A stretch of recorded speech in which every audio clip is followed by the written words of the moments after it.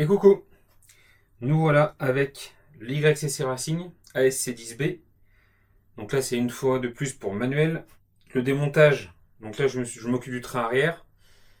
En soi la machine là c'est une deux roues motrices, une propulsion, du coup c'est quand même un peu plus simple, il y a moins de choses, surtout au milieu, c'est très rapide. Par contre au niveau du train arrière, c'est un peu le bazar. Pour accéder donc au diff, c'est bien différent de ce que j'ai pu voir jusque là. Ça c'est fixé comme ça à l'arrière. Et là, du coup, vous avez voilà, le pignon qui entraîne la couronne ici. Donc, on est en 48 dp. Je pense que c'est ça. Oui, ça a l'air. Et là, ici, ça entraîne. La couronne entraîne le petit pignon ici. Donc là, c'est que des pignons secondaires. Je sais pas comment on appelle ça. Et là, ça va entraîner le diff. Donc là, il n'y a rien qui a bougé. Aucune dent cassée, rien du tout. Donc ça, plutôt content. Mais bon, je m'en étais rendu compte. Enfin, il n'y avait pas de raison. Et vous avez une majorité de vis en 2 mm. Donc des axes en 2 pour le tournevis. Et là, le démontage du diff. Je le démonte en direct avec vous pour voir un petit peu ce qu'on a à l'intérieur.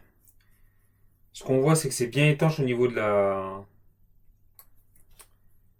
du jeu de pignon là.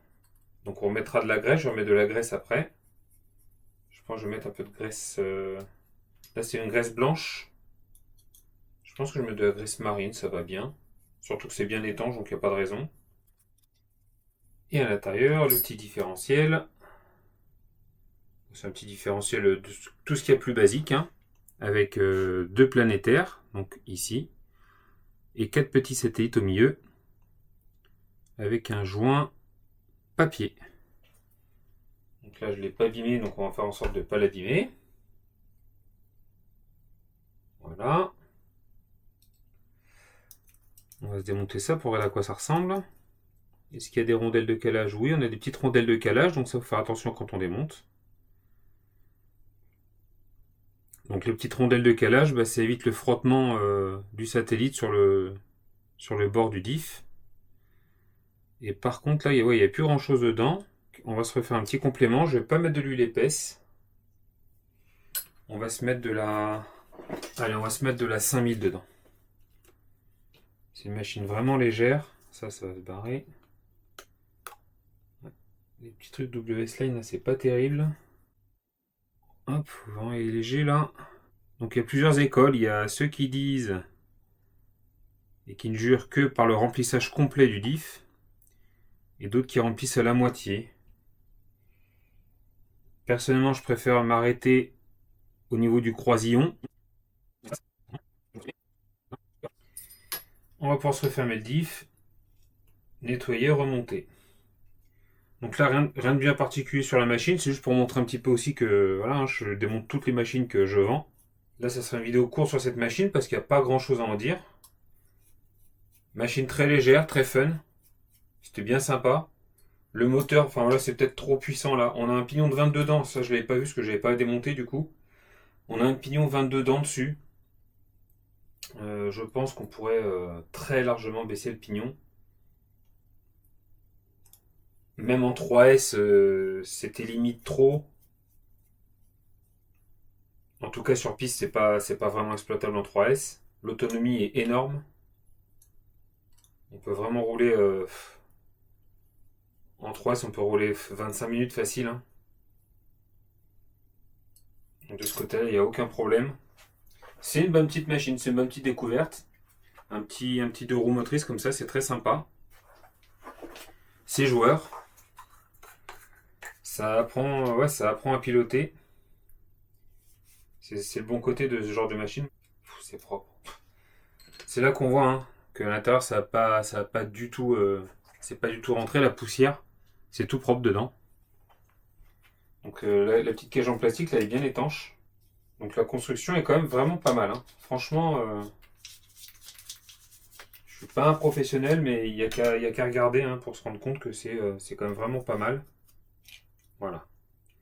Bien faire attention de bien rentrer au fond, parce qu'on aurait pu croire qu'il était rentré. Et là, en faisant tourner un peu le diff, voilà. Là, c'est bien rentré à fond. On va se passer un coup là-dessus. Donc Manuel, il y a le Really Raptor qui est prêt. Là, on va se faire celui-là. Je pense que dans 1 heure et demie, ça va être fini celui-là. Je suis peut-être un peu optimiste, mais... Alors, non, il bouge pas. Enfin, c'est nickel. Bonne surprise de ce côté-là. On sait jamais quand on ouvre sur quoi on va tomber. Donc là, on fait attention à bien mettre en place. Visseuse en ayant vraiment tranquille.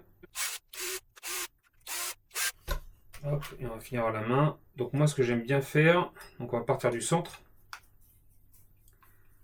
On va pas y aller en butée, on va juste mettre la vis en butée et on va serrer en quinconce pour bien que tout soit écrasé également. Parce que si je le serre là, si je serre par exemple la première ici à fond, du coup là ça va être vraiment écrasé.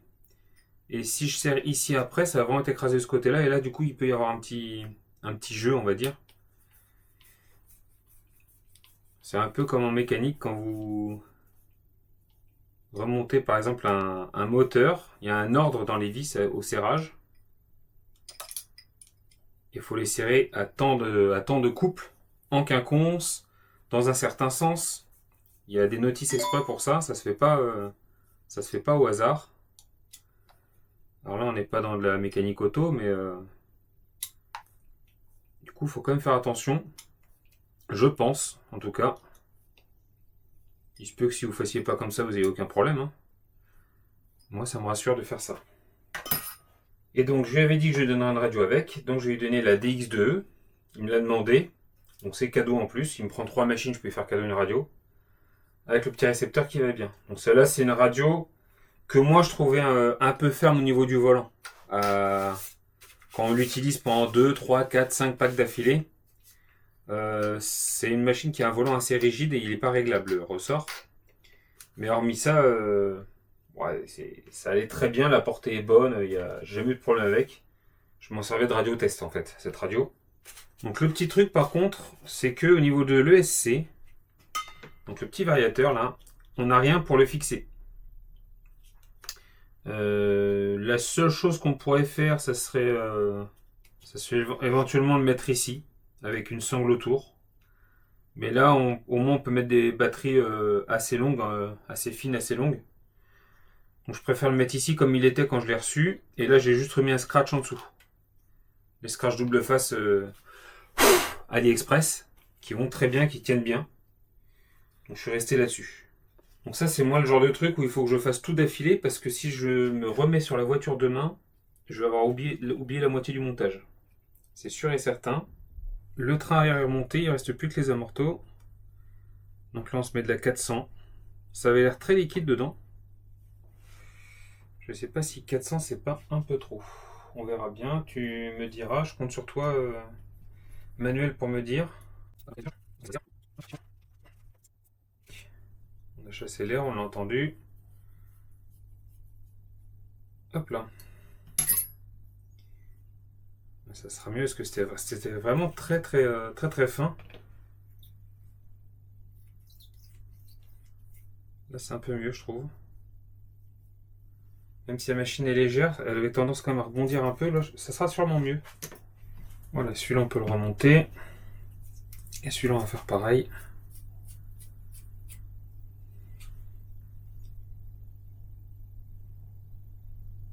C'était quasiment vide, ça. Il n'y avait plus rien dedans.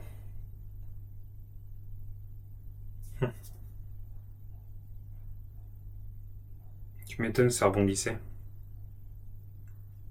Alors, par contre, j'ai pas vu d'huile, donc je pense pas qu'il y avait de fuite. Sinon, j'aurais eu l'huile quand même. Et voilà. Ça sera beaucoup mieux comme ça. Lui, pareil, on va le redesserrer.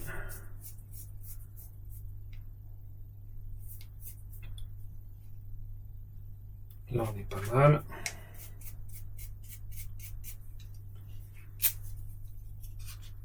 On se remet ça en place.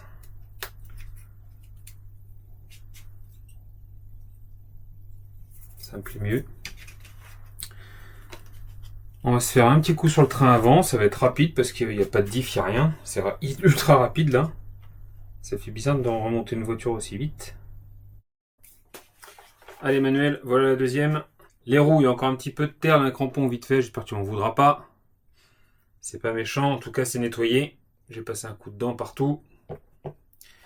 Et pour la machine, donc franchement elle est très peu abîmée au final. C'est juste la peinture comme je l'avais dit à la vente qui s'en va un petit peu. Il faudra peut-être la gratter un petit peu ou franchement tu peux la rouler comme ça.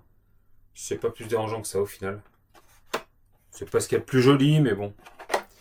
Et puis à l'intérieur, bah voilà, fini, tout beau, tout propre. Hop, j'espère qu'on va voir. Voilà, le châssis, bah là forcément j'ai reposé là où c'était un peu ça, donc mais il est quasi, franchement il est quasi pas rayé, il a rien, il a aucune marque.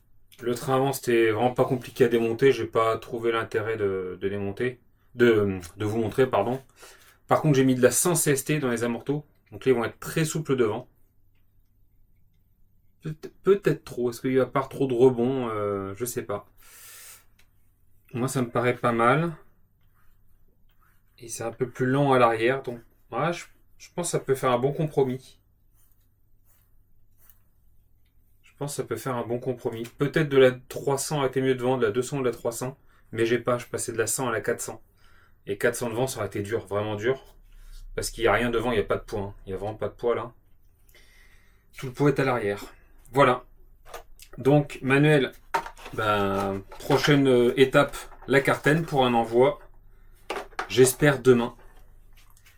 Comme ça, tu recevras tes machines rapidement. Je vous souhaite à tous et toutes une bonne journée. Et comme d'habitude, bisous, caresses. Salut.